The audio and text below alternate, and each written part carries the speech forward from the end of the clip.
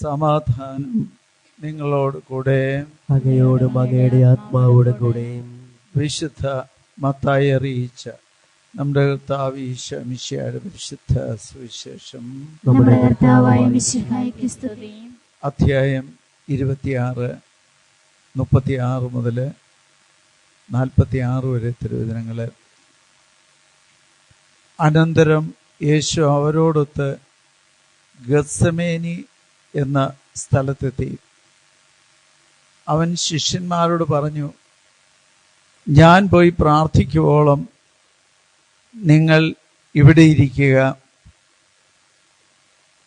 അവൻ പത്രോസിനെയും സെബദിയുടെ 2 പുത്രന്മാരെയും കൂടെ കൊണ്ടുപോയി ദുഃഖിക്കാനും അസ്വസ്ഥനാകാനും തുടങ്ങി.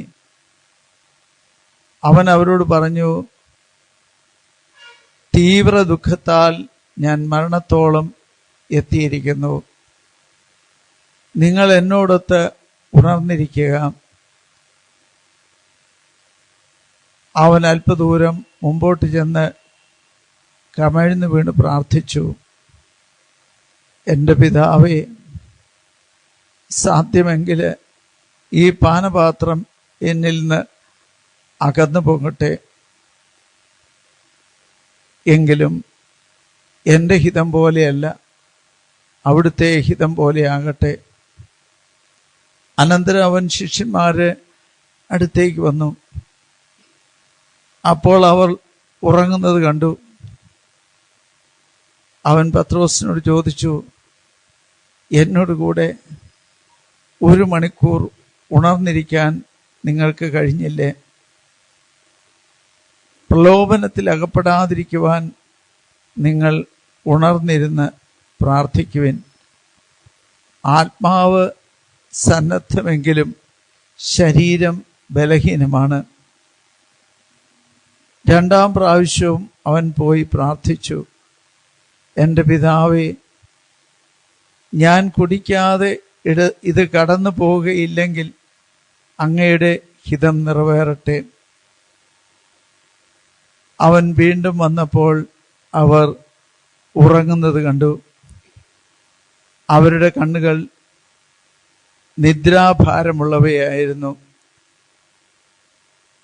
അവൻ അവരെ വിട്ട് 3ാം പ്രാവശ്യം പോയി അതേ പ്രാർത്ഥന ആവർത്തിച്ചു. പിന്നെ അവൻ ശിഷ്യന്മാരുടെ അടുത്ത് വന്ന് പറഞ്ഞു, നിങ്ങൾ ഇപ്പോഴും ഉറങ്ങി വിശ്രമിക്കുന്നുവോ? ഇതാ സമയം അടുത്തിരിക്കുന്നു. മനുഷ്യപുത്രൻ പാപികളുടെ കൈകളിൽ ഏൽപ്പിക്കപ്പെടുന്നു. എഴുന്നേൽക്കുവിൻ, നമുക്ക് പോകാം. എന്നെ ഒറ്റിക്കൊടുക്കുന്നവൻ അടുത്ത് എത്തിയിരിക്കുന്നു.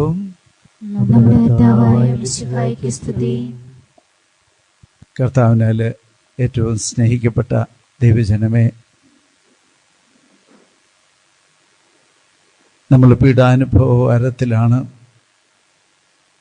ഇന്ന് വായിച്ച ഈ സുവിശേഷ ഭാഗം യേശു തൻ്റെ പീഡാനുഭവത്തിൻ്റെ അടുത്ത മണിക്കൂറുകളിലുണ്ടായൊരു സംഭവത്തിൻ്റെ വിവരണമാണ്.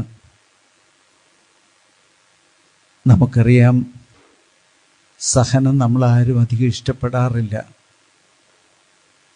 എങ്ങനെയെങ്കിലും സഹനമില്ലാതാക്കാനാണ് നമ്മളെല്ലാവരും കൂടുതൽ ആഗ്രഹിക്കുകയും പ്രാർത്ഥിക്കുകയും ചെയ്യുന്നത്.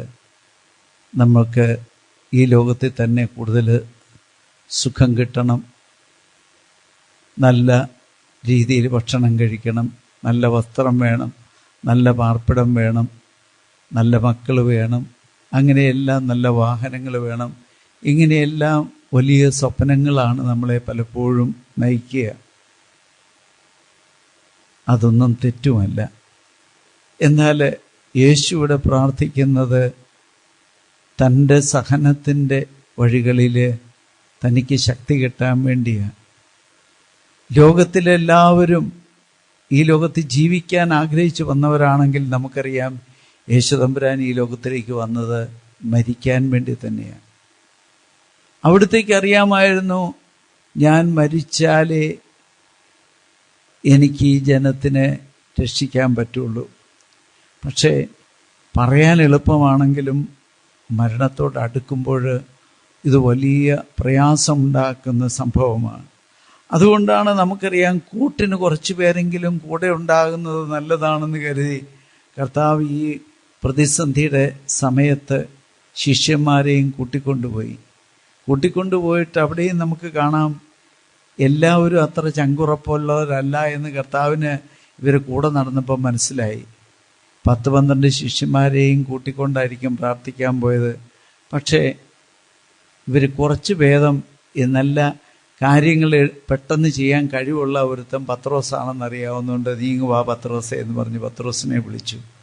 പിന്നെ കുറച്ച് കർത്താവിന് ഇച്ചിരി കുടുംബ കാര്യങ്ങളൊക്കെ നോക്കാൻ താല്പര്യമുള്ള ആളായിരുന്നു, നല്ല കുടുംബ ബന്ധങ്ങളൊക്കെ പുലർത്തിയിരുന്ന ആളായിരുന്നു. അതുകൊണ്ട് ഇച്ചിരി ബന്ധത്തിൽപ്പെട്ട സെബദി പുത്രന്മാർ എന്ന് പറഞ്ഞാൽ മാതാവുമായിട്ടൊക്കെ ഇച്ചിരി ബന്ധമുള്ളതാണ്, യാക്കോബും യോഹന്നാനും. അവരെയും കൂടെ വിളിച്ചു.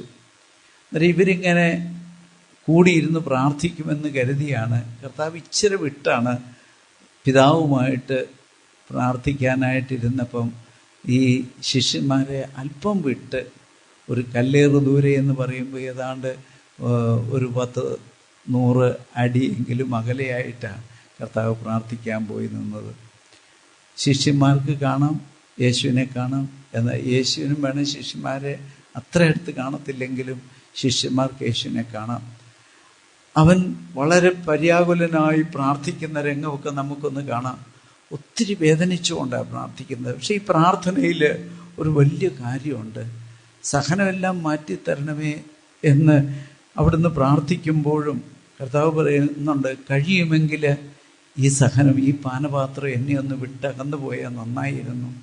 നമ്മളൊക്കെ ചിലപ്പോൾ പ്രാർത്ഥിക്കും, ഈ സഹനവും വേദനയും ഒക്കെ ഒന്നും വിട്ടകന്നു പോയാൽ നന്നായിരുന്നു. പക്ഷെ ഇവിടെ യേശു അവസാനം പറയുന്നൊരു വാക്കുണ്ട്, എന്നാൽ എൻ്റെ ഹിതമല്ല നിൻ്റെ ഹിതം നിറവേറട്ടെ. പ്രിയപ്പെട്ടവരെ, നമ്മുടെ ഓരോരുത്തരെയും പ്രാർത്ഥനയ്ക്കുണ്ടാകേണ്ട ഏറ്റവും അടിസ്ഥാന ഭാവം ഇതാണ്. ഓരോ പ്രാർത്ഥനയിലും ദൈവത്തിൻ്റെ ഹിതം എന്താണെന്ന് തിരിച്ചറിയാൻ സാധിക്കുക.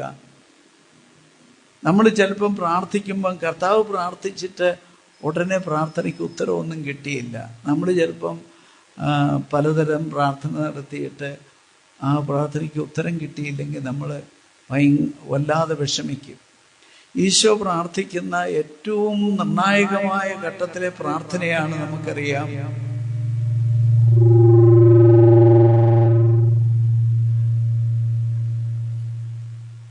ഈ ഗത്സമേനിലെ പ്രാർത്ഥന. ഈ പ്രാർത്ഥനയുടെ അവസരത്തിൽ വീണ്ടും കർത്താവ് ശിഷ്യന്മാരുടെ അടുക്കലേക്ക് വന്ന് നോക്കുകയാണ്.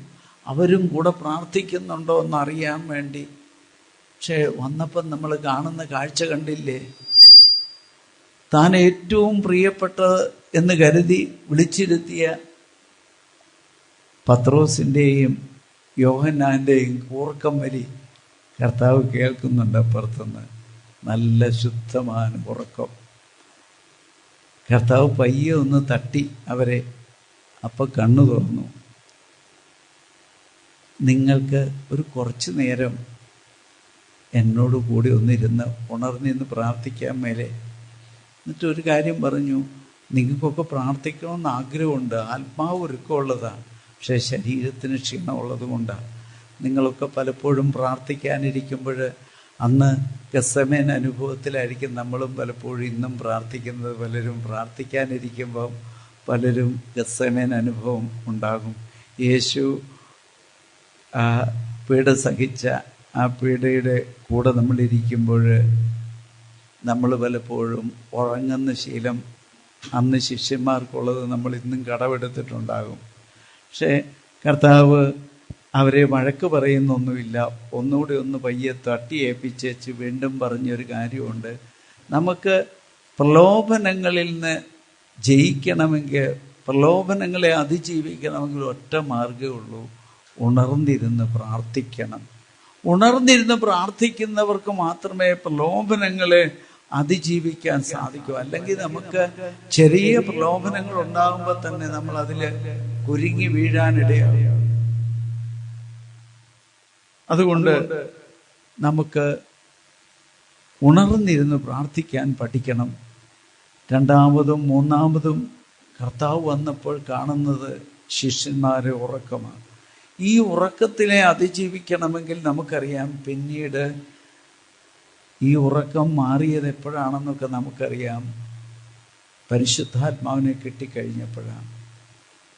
കർത്താവ് മരിച്ച് ഉയർത്തെഴുന്നേറ്റ് ശിഷ്യന്മാർക്ക് പ്രത്യക്ഷപ്പെട്ട് അവർക്ക് പരിശുദ്ധാത്മാവ് നൽകി കഴിഞ്ഞപ്പോൾ പിന്നെ അവരുടെ ഉറക്കമെല്ലാം പോയി. അവർക്ക് ധൈര്യം കിട്ടി, ശക്തി കിട്ടി, മടുപ്പില്ലാത്ത അവസ്ഥ വന്നു. അതുകൊണ്ട് നമ്മളും പ്രിയപ്പെട്ടവരെ നമുക്ക് പ്രാർത്ഥിക്കാം. പരിശുദ്ധാത്മാവിനെ കിട്ടാൻ വേണ്ടി നമുക്ക് പ്രത്യേകമായിട്ട് പ്രാർത്ഥിക്കാം. ഈ കാലഘട്ടത്തിൽ ഒത്തിരി നമ്മൾ പ്രാർത്ഥിക്കണം. നമ്മുടെ പ്രിയപ്പെട്ടവർക്ക് വേണ്ടി, മക്കൾക്ക് വേണ്ടി, ലോകം മുഴുവന് വേണ്ടി ഒക്കെ നമ്മൾ പ്രാർത്ഥിക്കണം. നല്ല കുടുംബങ്ങൾ രൂപപ്പെടണം. അതിനൊക്കെ നമുക്ക് പ്രാർത്ഥിക്കാം. ഇന്ന് തിന്മയുടെ ശക്തി ലോകം മുഴുവൻ ശക്തിപ്പെട്ടുകൊണ്ടിരിക്കുമ്പോൾ എഫാത്ത ശുശ്രൂഷയ്ക്ക് വേണ്ടി, അവിടെ ശുശ്രൂഷ ചെയ്യുന്ന എല്ലാവർക്കും വേണ്ടിയൊക്കെ നമുക്ക് പ്രാർത്ഥിക്കണം. സാത്താൻ്റെ ലോകത്തെ തകർക്കാൻ നമ്മൾ നോക്കുമ്പോൾ സാത്താൻ എല്ലാ തരത്തിലും ആ ശുശ്രൂഷ മേഖലയിൽ പ്രവർത്തിക്കുന്നവരെ തകർക്കാനുള്ള ശ്രമം നടത്തും. അപ്പോൾ ഇവിടെ വരുന്നവരൊക്കെ മുടങ്ങാതെ വരികയും സ്ഥിരമായി പ്രാർത്ഥിക്കുകയൊക്കെ ചെയ്തുകൊണ്ട് ഈ ശുശ്രൂഷയെ ശക്തിപ്പെടുത്തണം. അങ്ങനെ നമുക്ക് പരസ്പരം ശക്തിപ്പെടുത്തി വിൽസം ബ്രദറിന് വേണ്ടിയും ഈ ഉള്ളവന് വേണ്ടിയും ഇതിലെ ഗാന ശുശ്രൂഷ നിർവഹിക്കുന്നവർക്ക് വേണ്ടിയും മറ്റ് ഓരോ തരത്തിൽ ഈ ശുശ്രൂഷയിൽ സഹായിക്കുന്ന എല്ലാവർക്കും വേണ്ടി, അവരുടെ കുടുംബങ്ങൾക്ക് വേണ്ടിയൊക്കെ പ്രാർത്ഥിക്കണം. സാത്താൻ ഞങ്ങളെ ഒന്നും മറിച്ചിടാതിരിക്കാൻ വേണ്ടി വന്നിരിക്കുന്ന നിങ്ങളുടെയൊക്കെ പ്രാർത്ഥന എന്നും ആവശ്യമാണ്. അതുകൊണ്ട് നമുക്ക് പരസ്പരം പ്രാർത്ഥിക്കാം. കർത്താവ് പറഞ്ഞു, ആത്മാവാണ് ജീവൻ നൽകുന്നത്, ശരീരം ഒന്നിനും ഉപകരിക്കുന്നില്ല. ഞാൻ നിങ്ങളോട് പറഞ്ഞ വാക്കുകൾ ആത്മാവും ജീവനുമാണ്. നമുക്ക് ഈ ജീവൻ നമുക്കൊക്കെ സ്വന്തമാക്കാൻ പ്രിയപ്പെട്ടവരെ. നമുക്ക് യേശുവിൻ്റെ ശക്തി നിറഞ്ഞവരായി ലോകം മുഴുവനും യേശുക്രിസ്തുവിൻ്റെ സ്വന്തമായി തീരുന്നതിന് വേണ്ടി സാത്താൻ്റെ മേൽ അവിടുത്തെ കുരിശുമരണവും ഉയർപ്പും വഴിയായി രക്ഷ നേടി തന്നതുപോലെ നമ്മളുടെ കൊച്ചു സഹനങ്ങൾ നമുക്ക് യേശുവിനോട് ചേർത്ത് സഹിച്ചുകൊണ്ട് നമ്മുടെ കുടുംബത്തിലും നാട്ടിലും ലോകത്തിലുമൊക്കെ യേശുക്രിസ്തുവിനോടൊപ്പം സഹരക്ഷകരായി പരിശുദ്ധ അമ്മ യേശുവിനോടൊപ്പം സഹിച്ചതുപോലെ നമുക്കും ഈ പീഡാനുഭവ വാരത്തിൽ മാത്രമല്ല ജീവിതകാലം മുഴുവൻ എൻ്റെ ജീവിതം ഇനി എൻ്റെ യേശുവിൻ്റെ ജീവിതമായി യേശുക്രിസ്തുവിന് വേണ്ടി ഞാൻ അർപ്പിക്കുമെന്ന് നമുക്ക് ഓരോരുത്തർക്കും പ്രതിജ്ഞയെടുക്കാം. ദൈവം നമ്മളെ എല്ലാവരെയും അവിടുത്തെ അഭിഷേകം നൽകി ശക്തീകരിക്കുന്നതിന് വേണ്ടി അച്ഛൻ പ്രത്യേകം പ്രാർത്ഥിക്കാൻ പോവുകയാണ്. നമുക്ക് പ്രത്യേകമായിട്ട് പ്രാർത്ഥിക്കാം.